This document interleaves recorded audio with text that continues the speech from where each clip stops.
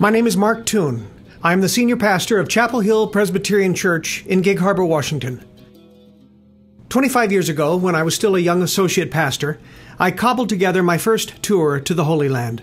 It wasn't a very sophisticated effort, but I longed to visit the places I had studied for so many years. And it didn't take much convincing for members of my congregation to join me.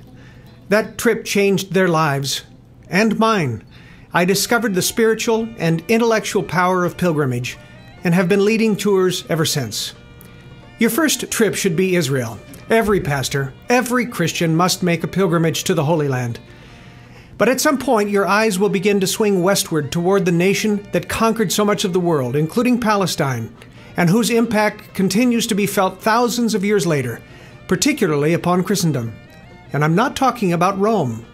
I'm speaking of Greece. There's a reason that Greece is called the cradle of Western civilization. Even though the modern country we know as Greece is a 19th century creation, cultures have flourished here for over 5,000 years. It was the Greeks who invented the idea of the West as a distinct region, as opposed to the previous world powers of Egypt, Babylonia, and Persia. The juggernaut, Rome, conquered and controlled Greece for more than 500 years. But Rome herself was conquered by the enduring power of Greek ideas, philosophy, arts, medicine, science, architecture, and its most revolutionary idea, democracy. At its zenith, the intellectual language of the Roman Empire was not Latin, it was Greek. From a Christian perspective, if it was the Pax Romana, the Roman peace, and the impressive Roman roads that made it possible for the Apostle Paul to blanket the empire with the message of Jesus, then it was the Greeks who provided the language of the New Testament and their philosophies that informed the thinking of the early church fathers. Add to that the fact that 5 of Paul's 13 epistles were written to Greek churches, and you have more than enough reason to make your pilgrimage to Greece. Modern Greece is roughly the size of Louisiana, and it is defined by the sea. Its mountainous interior is surrounded by 8,500 miles of coastlines, one of the largest in the world. No part of Greece is more than 60 miles from the water, but ironically, it has few good harbors. Greece's high point, Mount Olympus, stands over 9,500 feet and was considered to be the home of the gods. There are few plains large enough for good farming, and those that were grew into great cities such as Athens and Corinth. The starting point of your Greek pilgrimage should be the capital, Athens, and your starting point in Athens will be the Acropolis, one of the 7 hills that dominate the Athenian skyline. You might be surprised to discover that many Greek cities had an Acropolis, a high place upon which were situated their holiest temples. But this Acropolis is so magnificent that it has come to define the word, and the crown jewel of this Acropolis is the Parthenon. Considering that the Parthenon is 2,500 years old, and that various occupying powers have done their best to neglect or destroy it, including the Turks, who stored their gunpowder here and used its ancient statues for target practice, we are fortunate indeed to have anything left worth visiting. But we do, and it is. Built in the 5th century BC during what is known as the Athenian Golden Age, under the brilliant leader Pericles, the Parthenon is an architectural wonder. The columns were even designed with a slight bow in them to provide the optical illusion from a distance that they were perfectly straight. At the base of the Acropolis, you will want to climb another rocky outcropping. It is a very plain rock that boasts not a single ancient ruin, but it is beautiful in the eyes of the Christian pilgrim. This is the Areopagus, Mars Hill. It was here that the Apostle Paul stood to make the case for Jesus being the unknown God that the Athenians worshipped. It was one of Paul's most clever sermons, and apparently one of his least effective. Paul never founded a church in Athens, a failure that must have been a huge disappointment to him. But you will not be disappointed as you make your way down from Mars Hill to the Agora, the marketplace of ancient Athens, where Paul also preached daily. Lose yourself in its streets. Marvel at the countless ancient ruins, almost embarrassing in their abundance. Find a tiny side street cafe and enjoy souvlaki or baklava. You might even braze a sip of ouza, the licorice-flavored liquor that Greeks down in a single gulp with a resounding cry of "Hoopa!" You'll hate the drink, but you'll love the memory. 1/5 of Greece's land mass is comprised of its 2,000 islands. Only 150 of them are populated, but they provide some of the most magical moments in your Greek getaway. While in Athens, catch a boat to Mykonos, dotted with identical stark white houses and beautiful blue doors. Or visit Rhodes. A bronze colossus, 105 feet high, once stood astride the entrance to this port. It was one of the 7 wonders of the ancient world. Rent a scooter for a ride around this beautiful island. But if you have to choose just one Greek island to visit, make it Patmos, the site of St. John's imprisonment around 95 AD. Once you dock in the beautiful harbor town, grab a bus ride up the steep hill. First stop is the Cave of the Apocalypse. Here, John received the visions that formed the colorful and troubling final book of the New Testament, the Revelation. Look for the indentation in the wall of the cave, where John is said to have laid his head to receive the visions from the Lord. From the cave, move on to the St. John Monastery. Built to honor the great apostle, the monastery houses an impressive collection of icons, silverware, and jewels, as well as spectacularly illustrated ancient manuscripts. South of Athens is the Peloponnesian Peninsula, connected to the Greek mainland by a tiny neck of land only 4 miles across. Today, that neck is severed by an impressive canal that connects the Adriatic and the Aegean Seas. Ancient Corinth sat strategically on that neck of land. There was no canal in Paul's time, but the isthmus was still used by sailors to eliminate 200 treacherous miles from their east-west routes. Carts hauled cargo back and forth. Smaller boats were even rolled on logs from one sea to the other. Corinth was a melting pot of cultures as sailors of the world crisscrossed this geological shortcut, and it was renowned for its immorality. The temple that sat atop the Corinthian Acropolis housed 1,000 priestess prostitutes. Combine sailors who have been at sea for weeks with worship based upon ritual prostitution, well, you can see why so many men got religion in Corinth. So the Apostle Paul had his work cut out for him. But as big a disappointment as Athens had been to Paul, Corinth was a greater success. He built a large church here and wrote at least 4 letters of instruction and encouragement to them, 2 of which we possess in our New Testament. The ruins of ancient Corinth will inspire you. Read Acts 18 while standing on the Bema, the very speaker's platform where Paul was put on trial. And be sure to visit the museum. Your guide will point out the 1st century stone fragment that reads, Synagogue of the Hebrews. Was this the sign outside the synagogue where Paul first preached Jesus as the Messiah? Depending upon how much time you choose to spend on the Peloponnese, you might want to visit the ruins of ancient Sparta, renowned for their brutal warrior culture. It was 300 Spartans who held thousands of Persian invaders at bay in a narrow pass called Thermopylae. When a Persian ruler boasted that they would block out the sun with their arrows, one Spartan bravely replied, "Then we shall fight in the shade." Every Spartan died, but they bought enough time for the rest of the army to retreat, regroup, and ultimately rout the Persians. Epidaurus was a retreat site dedicated to the Greek god of healing. Its impressive theater seats 14,000. Ask your most musical guest to entertain everyone with a song from the center of the stage. The acoustics are perfect. Mycenae.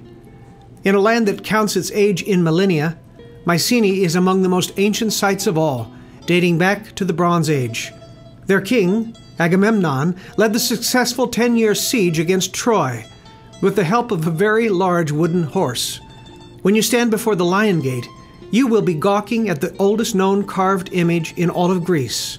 And that's saying something. Back north again across the canal, past Athens, and due west to the holiest site of ancient Greece, Delphi. Situated 2,000 feet up the flank of Mount Parnassus, Delphi was considered to be the navel of the world and the center of the universe. Mists that rose through a crack in the earth's surface would cause a woman oracle, known as the Pythia, to fall into a trance. In that state, it was believed that she could predict the future, and this became an obsession with the Greeks.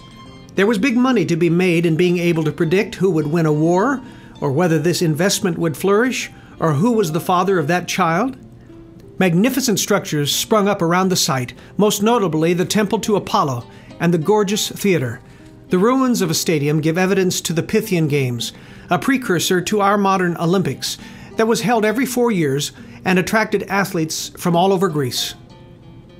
As you continue north, whatever you do, do not miss Meteora. It is one of the most spectacular sights you will ever experience. Huge stone fingers rise up from valley floors, soaring as high as 1,800 feet into the air, the impressive product of thousands of years of erosion. But look closely at the tips of those granite fingers, and you will see structures, Greek Orthodox monasteries, perched perilously above you. Originally, there were 20 of them. Only 6 remain. Beginning in the 14th century, they were built as places of refuge from the outside world. Some of the monasteries could be reached by stairs, but most were accessed by climbing a rope ladder or sitting in a basket as it was hauled up by rope. That in itself was an act of faith. The story goes that the ropes were replaced only when the Lord let them break. Now continue north into the region called Macedonia. The Macedonians were looked down upon as uncivilized hicks by the Greeks to the south, but the Macedonians would have the last laugh. The city-states like Athens and Sparta were so preoccupied with their bloody feuds, they didn't recognize the danger from the north until it was too late. King Philip II, having unified his Macedonian kingdom, turned his attention to the south and picked off the independent city-states one by one. By 338 BC, all of Greece was under his control. You've probably heard of Philip's son. His name? Alexander. And he became the most brilliant military leader in human history. He conquered the Persian Empire as far east as India before dying at the age of 33. This forced introduction of Greek culture, Hellenism, into much of the Western world was primarily responsible for the widespread influence of Greek thought and values for centuries to come. In 1977, King Philip's tomb was discovered in Vergina outside Thessaloniki, a breathtaking find. Scores of burial mounds dot the countryside. The odds of discovering the actual site of King Philip's tomb seem astronomical. But they did. As you enter the underground museum, built to replicate the original burial mound, you will never forget the experience. There is Philip's tomb, undiscovered and unmolested for over 2,000 years. All around you are displayed the relics found in that tomb. You will be stunned by the exquisite and delicate goldwork, including Philip's own ceremonial armor. Continue east along the Aegean coastline. Pause at Berea, the city made famous by the people who scoured the ancient Jewish scriptures to see if what the Apostle Paul was proclaiming could possibly be true. Then on to Thessaloniki, Greece's second largest city, and maybe its most vibrant. Here, Paul managed to plant a church before fleeing for his life in the middle of the night.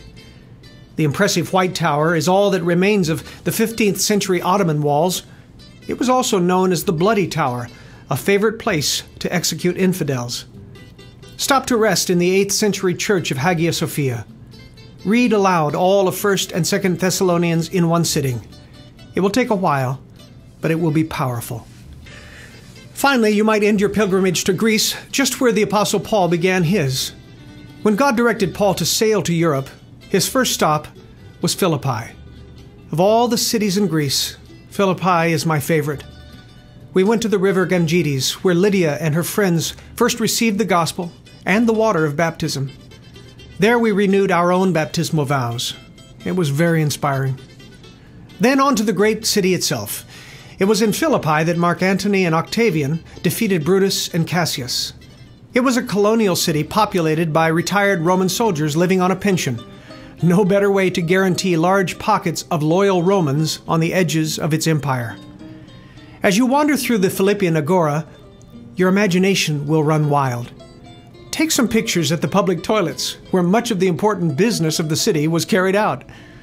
Stop at the ancient church. Their ambition exceeded their architectural competence. The great dome they dreamed of building collapsed on them, so they just pressed on with a far more modest version of the original design. But the high point of your Philippian pilgrimage might be this unassuming grotto, the traditional site of Paul's imprisonment. He and Silas, having been beaten and flogged, were thrown into the inner dungeon. It was here, bleeding and broken, that they sang hymns and prayed through the night. God sent an earthquake to shake down the walls, but instead of fleeing, Paul preached to the prison guard, led him to faith in Christ, and baptized him and his entire family.